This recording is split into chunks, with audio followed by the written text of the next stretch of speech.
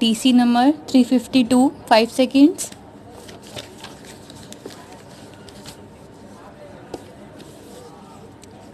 Start.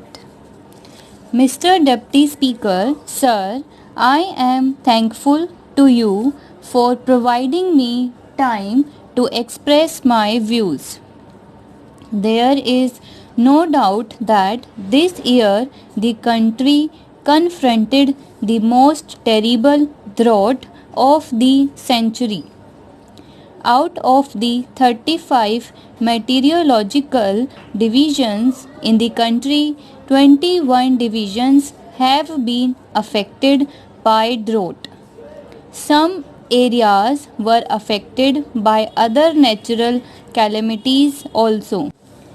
Thanks to this department and its officers and staff who met this situation successfully, our Prime Minister said that nobody in the country will be allowed to die of starvation. There is no doubt about it that this commitment has been translated into action. It is a different thing if we make criticism, but the good job done by this department cannot be belied. Our Prime Minister said that we will not allow inflation to cross 2 digits. The whole credit goes to this department, which adhered to the assurance given by the Prime Minister. This year, the rate of inflation has increased to 8.9%. It may be recalled that drought had occurred in some areas in 1999 also. At that time, the rate of inflation had gone up by 21.8%. If you go through the work done by our government, you will find that difference. The truth cannot be believed.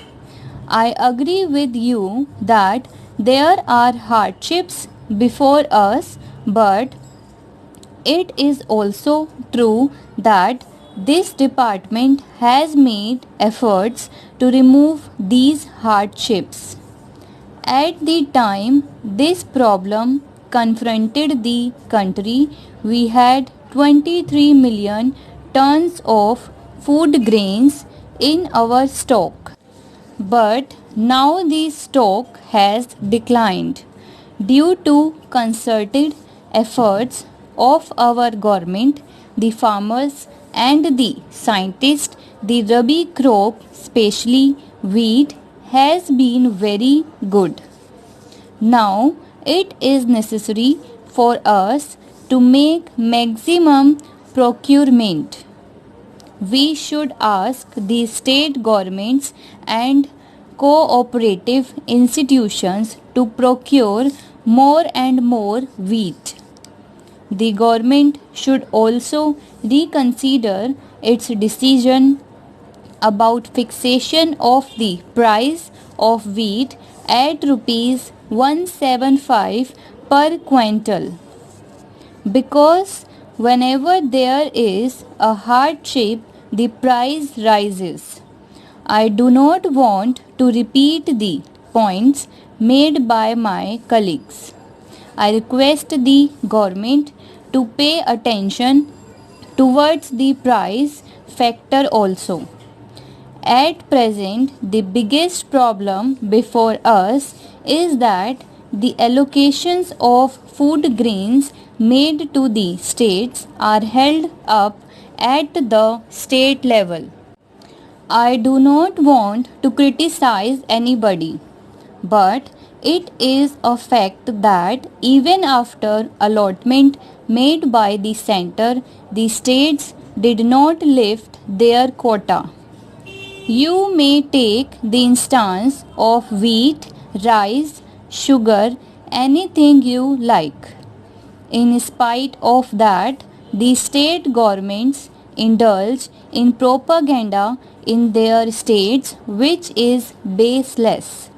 I definitely remember that the government of West Bengal did not lift several commodities allocated to them by the center. If you want, I can furnish the figures. Our honorable minister will give the figures. When something is sent at the state leave and some problem arises, we have to become practical about it, and the question of state center relations has also to be kept in view. Hence, simply sending directives to the states will not serve any purpose. The government must evolve some monitoring. Hence, simply sending directives to the states will not serve any purpose. The government must evolve some monitoring system. The Department of Civil Supplies should make such arrangements in which food grains supplied from the central pool to the states could be effectively controlled. Today, I feel distressed to disclose that palm oil is being sold in the market openly and it is not available to villagers. The same is the position with regard to Janta cloth. What I mean to say is that food grains and other commodities allocated to the states are not being made available to the people. The government should ensure that various commodities allocated by it reach the common man. I know that directives are issued to states by the central government from time to time. Letters are also sent by the Prime Minister and the Minister of Food and Civil Supplies. But the states do not pay any heed to these directives. Our former Prime Minister Srimati Indira Gandhi had formulated a 14-point program with a view to strengthening the public distribution system.